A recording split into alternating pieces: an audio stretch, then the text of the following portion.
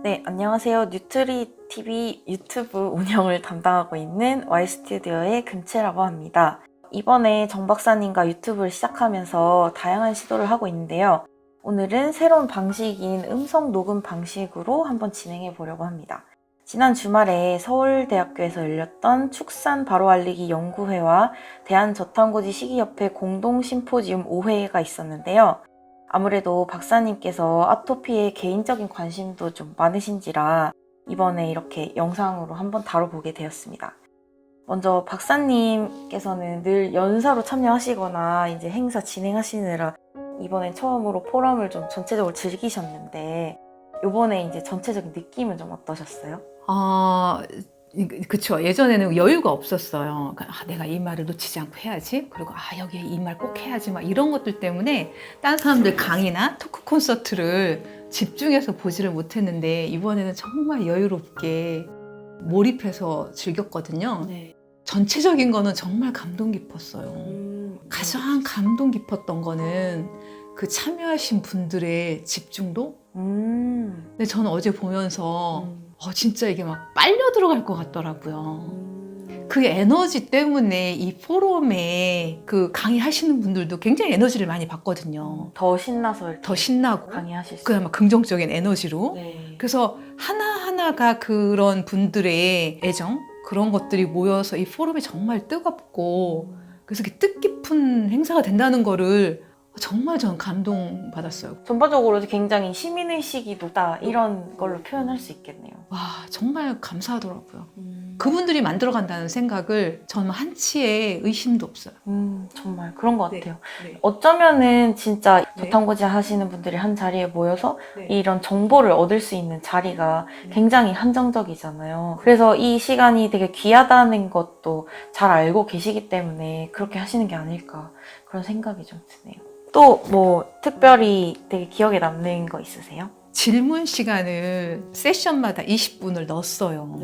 저도 질문 시간이 너무 좋더라고요. 사실은 4차 때도 넣으려고 했었는데 네. 어떤 사정이 있어서 짧게만 들어갔었어요. 네네. 근데 요번에는 제대로 네. 넣었는데 포럼 끝나고 또 뒤에 가서 이번 행사의 좋은 점, 고칠 점, 향후에는 어떻게 해야 되는지 네. 또 토론을 했었거든요. 했는데 이 질문 시간은 너무 좋았던 것 같다. 네, 맞아요. 사실 저도 이제 정 박사님하고 같이 미국에 로우캅 덴버에 갔었잖아요. 그때도 질문하고 그 질문에 대해서 이제 실제로 연사들이 자기가 가진 지식하고 경험을 융화시켜서 답변을 주는 게 진짜 더 와닿더라고요. 그래서 질문 세션이 되게 좋았던 것 같아요. 그리고 이제 저희 항상 포럼 하면 이제 좀 빠질 수 없는 게 강연장 들어가기 전에 업체들이 많이 오잖아요. 포럼에서 새로운 저탄고지 관련된 업체들이 생길 때마다 좀 소개를 해드리려고 하시는 편인 것 같아요. 같이 커나가야 되잖아요. 그러니까. 저탄고지에 필요한 제품들이 나와줘야 되고 네. 그걸 공급해 주시는 회사들이 이제 생겨나면 저는 항상 감사하죠. 그래서 그분들을 이 저탄고지인들에게 소개도 해드리고 네. 그래서 같이 커나갈 수 있으면 네. 해서 이제 그런 자리를 마련하는 건데 많은 좋으신 회사들이 들어왔고 그것도 되게 이 포럼이 규모 면에서는 뭐 미국의 그런 로우캅 덴버보다 거기 한 800명 모였죠. 우리는 한 총 진행 요원 다 해서 한 얼추 한 300명 정도지만 그래도 뭐 한 몇 박 며칠 하는 거 아니고 그 오후 잠깐 하는데 그 정도 온 거면 대단한 거죠. 이 부스 참가 회사들도 퀄리티 면에서는 전혀 떨어지지 않아서 그러니까요. 진짜 다들 미국 진출을 해야 되는데. 세계로 진출해야죠, 그죠? 네. 그래서 그런 훌륭한 포럼이었음에 참 자부심도 생기고 같이 만들어간다는 거에 느낀 바가 굉장히 많아요. 너무 좋네요. 그러면 다음으로 전반적인 행사에 대해서 얘기를 했다면 그 세션들에 대해서도 뭐 박사님께서는 어떻게 생각하시는지 그런 걸 한번 말씀해 주시겠어요? 네. 세션 1부터 해볼까요? 세션 1은 그 최윤재 교수님께서 한 30분에 걸쳐서 염증과 건강에 대해서 전반적으로 염증이 어떻게 시발이 되고 급성 염증이 아닌 만성 염증이 어떻게 이제 건강에 위해가 되는지 개괄적인 아주 좋은 강의였었고 저는 다시 학부로 돌아가가지고 강의를 듣는 느낌이었어요. 되게 행복했고요. 두 번째 연사분은 이제 류호성 원장님이 하셨죠. 엄마부터 시작하는 아토피 치료. 사실 저는 이게 어제 포럼 전부터 이호성 원장님이 막 어떤 내용으로 포럼에 오시는 분들에게 좀 도움이 되는 정보를 전달드리기 굉장히 고민을 많이 하셨어요. 엄마부터 시작한 아토피 치료하는데 저는 사실 제가 아토피 엄마였거든요. 네네네. 와, 이거 너무 좋더라고요. 그 요약처럼 네. 서두에서 말씀하신 게 있거든요. 네네. 건강의 차이가 인생의 차이다. 음. 와, 명언이지 않아요? 진짜. 근데 이제 그래서 제가 이 책을 사서 읽으려고 오늘 네. 막 검색을 했거든요. 네네. 그 일본의 당뇨 전문의 마키타 젠지라고 하는 의사 선생님이 쓴 식사가 잘못됐습니다라는 책이더라고요. 근데 저도 사실은 이제 평상시에 갖고 있는 생각이 그거거든요. 어떻게 보면 식사는 이제 영양과 관련이 있잖아요. 그 사람의 영양의 수준이 그 사람의 건강을 결정하고 인생을 결정한다는. 그래서 정말 그런 걸 느끼고 있었던 차에 류호성 원장님께서 건강의 차이가 인생의 차이다라고 하는데 바로 내가 건강해야지만 주변 사람들에게도 아무 생각 없이 편안하게 하는 따뜻한 말, 사랑하는 에너지가 전달이 되고 우리 이제 금채님은 결혼은 안 하시고 애를 안 낳아서 네. 어머니가 나를 어떻게 사랑해 주시는 것 같고 간접적으로 엄마의 마음이 어떨 거라는 걸 아실 텐데 직접적으로는 모르죠. 그쵸. 근데 자기 자녀를 나보고 길러보면 자기 목숨 10개 바쳐도 부족하지 않은 그게 엄마거든요. 그래서 네. 혹시라도 내가 임신했을 때 뭘 잘못 먹어서 얘가 아토피가 걸린 게 아닐까. 막 그러면 이 아이가 나 때문에 이런 막 고통을 당한다 싶으면 가슴이 미어지거든요. 말 그대로. 그게 아니다. 한마디로 엄마 탓이 아니라 엄마가 먹은 음식 탓이다. 그래서 후성 유전학을 얘기를 하셨잖아요. 네네, 맞아요. 굉장히 희망을 북돋아주는 그런 강의셨어요. 그래서 감동스러웠어요. 그 다음에 제가 막 또 굉장히 좋았던 내용이 거기에 2019년 논문을 하나 인용을 하셨어요. 소화 효소. 여기 보니까 판크레아틱 엔자임 보충이 네. 아토피 아이 있거나 음식 알러지가 있는 환자들에게 도움이 된다는 그런 파일럿 스타디였었거든요. 네. 2019년 2월에 발표돼서 굉장히 네. 따끈따끈한 거고 11명의 그 환자를 갖고 했는데 췌장 효소를 줬더니 아토피 그 스코어도 점수라고 하거든요. 그 아토피의 심한 정도를 그게 굉장히 유의적으로 떨어졌더라고요. 반까지는 아니지만 한 네. 최소한 40%는 떨어진 것 같아요. 우리의 에너지의 상당 부분이 소화하는 데 들어가거든요. 그러니까 소화력이 굉장히 떨어져요. 그러니까 내가 먹은 음식에서 끌어내는 능력이 굉장히 줄어들어 있죠. 굳이 아토피 환자가 아니더라도. 근데 아토피 환자들은 저는 궁극적으로는 사실은 세포의 영양소 고갈이 근본 원인이라고 제 경험적으로 틀릴 네. 수도 있지만 네. 그래서 췌장 효소를 주면 그게 동일한 양의 음식을 먹어도 더 많은 영양소가 들어오면서 피부 장벽에 필요한 영양소 공급이 되고 도움이 된다고 저는 생각이 들었어요. 그래서 이 부분은 좀 강조를 하면 좋겠다 싶었고요. 네. 실질적으로 구체적인 그 해결 방안인 거잖아요. 그렇죠. 보통의 어떤 피부적인 측면에서만 접근했을 때는 이제 연고나 이런 것만 생각을 할 수 있는데 이런 우리 몸 전체적인 측면에서 네. 이렇게 접근한다는 게 되게 좋은 것 같아요. 맞아요. 그리고 특히 박사님 또 소화효소로 효과를 많이 본 경험이 있으셔가지고 특히 네. 더 많이 와닿으셨을 것 같아요. 맞아요. 네, 그러면 이어서 이제 세션 2 강연들에 대해서 한번 얘기를 해볼게요. 박사님께서 이충현 원장님 강의에 대해서 하고 싶은 말씀이 많으신 것 같던데. 네. 이충현 원장님 강의도 되게 감동 깊었어요. 참 어쩜 이렇게 말씀을 잘하시냐. 근데 그만큼 이렇게 말씀을 잘하시는 거는 속에서 네. 끊임없는 자아 성찰과 고민과 이 생각을 많이 했다는 반증이기도 하죠. 그래서 이제 처음에 서론에서 굉장히 큰 그림을 먼저 보여주셨거든요. 뭐냐면 이제 뉴턴식 사고관과 복잡계적 사고관 비교해서 이제 이 슬라이드가 나왔는데 여기에서 진료실에 있다 보면 환자분들께서 오셔서 논이 먹어도 돼요? 네. 내가 염증이 있어요. 홍삼 먹어도 돼요? 제가 피곤하거든요. 뭐 이거 먹어도 돼요? 네. 그러면 이게 좋아질까요? 이렇게 그게 이제 뉴턴식 사고방식인 거죠. A 집어넣으면 B 나오고 B 집어넣으면 C 나오고 이런 식의 리니어식 사고관이라고 하죠. 네. 그런데 이제는 어떤 패러다임을 바꿔야 되는 한계점에 온 것 같긴 해요. 왜냐하면 만성 질환이라고 하는 거. 예전에 바이러스 하나 감염돼서 생기는 건 바이러스 잡으면 됐거든요. 그러니까 그 바이러스 잡는 어떤 약, 치료. 이게 이제 뉴턴식 사고관에 의한 그 치료책들이 굉장히 치료 효과도 좋았고 맞아 정중했어요. 근데 지금의 만성질환, 어느 하나의 요인에 의해서가 아니라 전반적인 생활 습관에 의해서 생겨진, 그것도 누적돼서 네. 10년 이상, 뭐 1년 이상, 아니면 엄마 뱃속부터.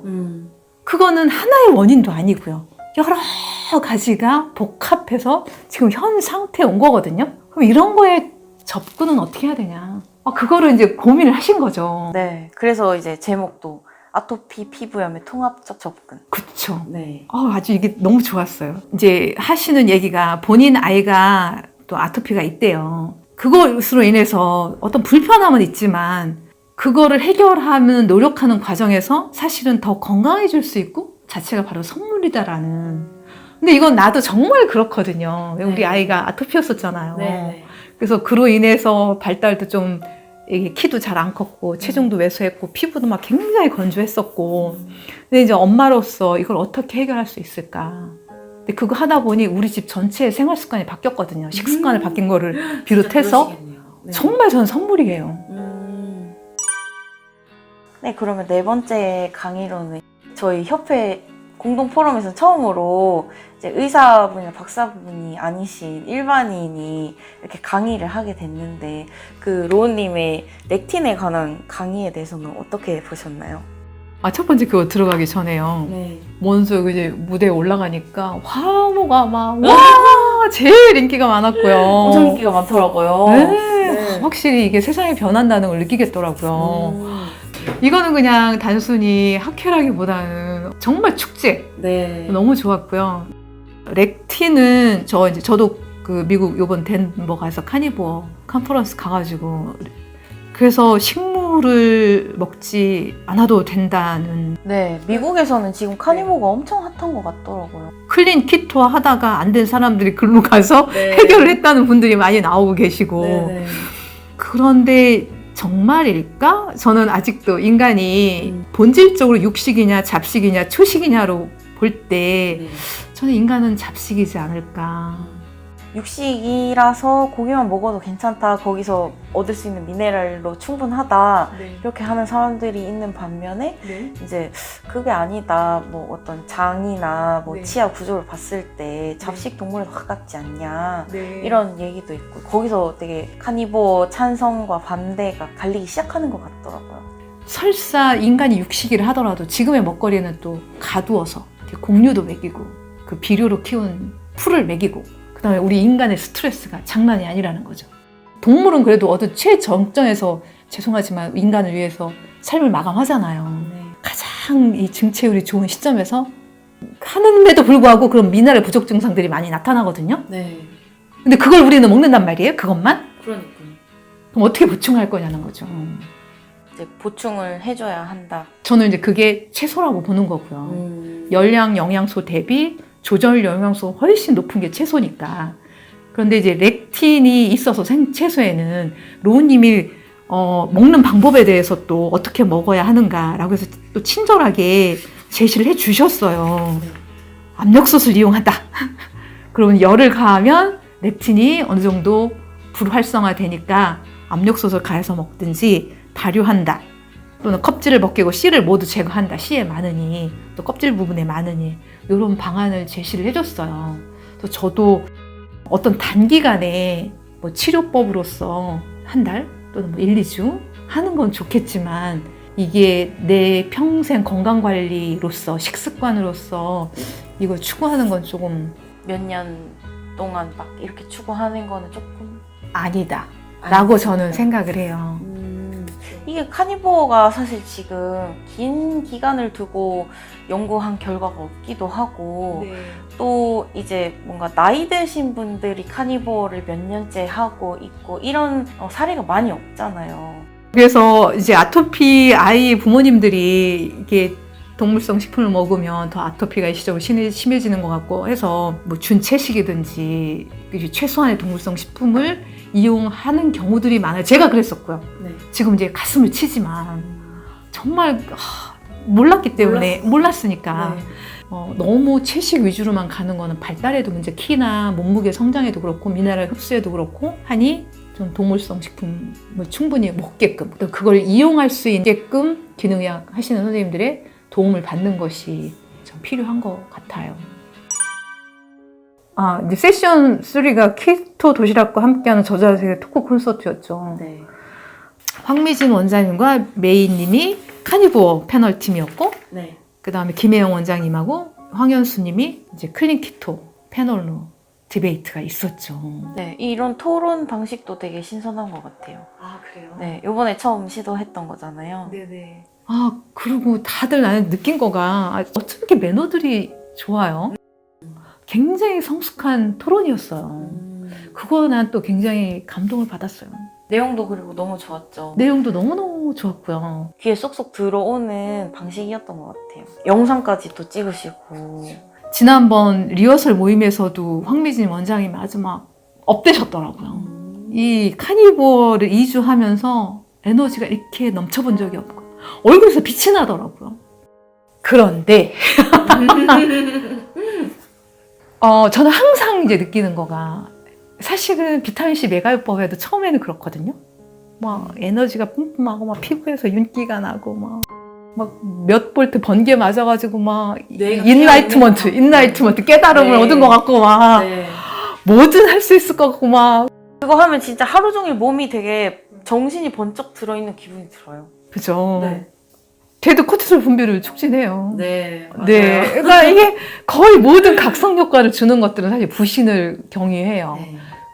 코티솔, 스테로이드 호르몬이에요. 그러니까 지금 생각해보면은 네. 사실은 되게 미래에 제 부신을 끌어다 쓰고 있지 않았었나. 맞아요. 네, 맞아요. 그런 생각이 드는데 네. 왜냐면 그 에너지가 사실은 네. 어디서 뭐 이렇게 뿅 하고 솟아나는 게 아니잖아요. 세상 공짜 없잖아요. 네. 다 그만한 대가가 있는 거잖아요. 그러니까 해보니까 알겠더라고요. 그러면 카니부어는 안 그럴까요? 어떠세요, 박사님은? 카니보어에 대해서. 저는 네. 똑같다고 봐요. 내성이 생기는 기간이 다를 뿐인 거죠. 음. 어떤 영양소 하나를 주면 스테로이드는 효과가 굉장히 강력하죠? 효과가 강력할수록 빛이 밝으면 그림자가 짙다고. 우와! 그거죠. 그러면 이제 카니버는 음식 통째로 먹으니까 네. 내성은 좀 더 늦게 올 거라고 저는 생각을 해요. 어쨌든 미네랄 조금은 공급을 받으니까. 그쵸? 그리고 네. 다양한 식품 성분들이 있고. 네네. 그렇지만 결국 이게 계속 이 모든 연사님들도 얘기를 했고 장내 미생물을 얘기를 했거든요. 그게 다양하게 있어야지만 장 건강이 사실은 이루어지는 거죠. 네. 근데 각각의 이 균들의 먹이가 좀 달라요. 그래서 다양한 식품을 먹어주는 거가 균총의 다양성을 확보하는데 필수 조건이거든요. 네네. 근데 카니버는 그럼 균총 다양성이 확보될 거냐. 근데 전 거기서 한 가지 주목했던 게 있는데 T3가 줄었다는 거예요. 네. 근데 이제 황미진 원장님께서는 나는 열이 너무너무 많이 났고 지금 이 T3 수준에서 이 정도의 열이 나는 거는 상관이 없다. 근데 그게 더 진행이 되면 어떨까요? 이제 가끔 모바일 검사 하신 분들 중에 거의 이제 이 카니버 비슷하게 하신 분들이 있거든요. 장기적으로. 끝없는 이 식욕. 굉장히 많이 먹어도 이게 잠재워지지가 않는다는 거예요. 그리고 손발이 차다는 거예요.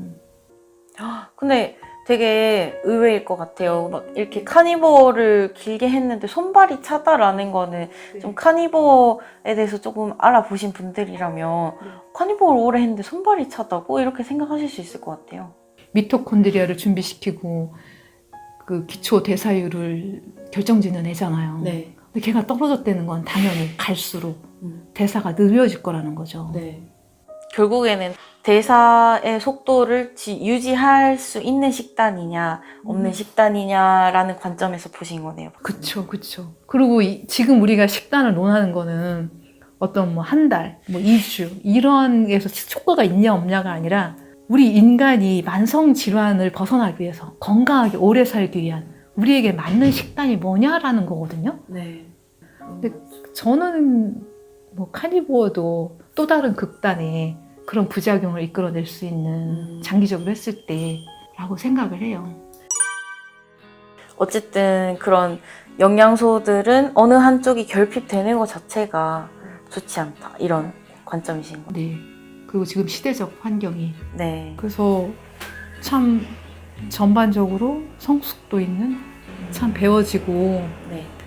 전반적으로 감사함 많은 걸 느끼게 하는 그런 포럼이었고 하셨는데 저도 감사하게도 1차 포럼 때부터 참석을 했었는데 네. 진짜 점점 안정되고 있다는 게 느껴지고 요번에도 진짜 박사님 말씀하신 것처럼 굉장히 저탄고지 문화 자체가 성숙돼가고 있다는 게 느껴지더라고요. 네, 그러면 포럼 후기 및 이제 아토피에 대한 박사님의 간단한 소감 편은 여기서 마치고 다음 편에서는 이제 박사님께서 이제 아드님하고 같이 아토피를 이제 어떻게 경험적으로 극복해 나가셨는지 그런 어떤 좀 생생한 얘기 를 한번 해보도록 하겠습니다.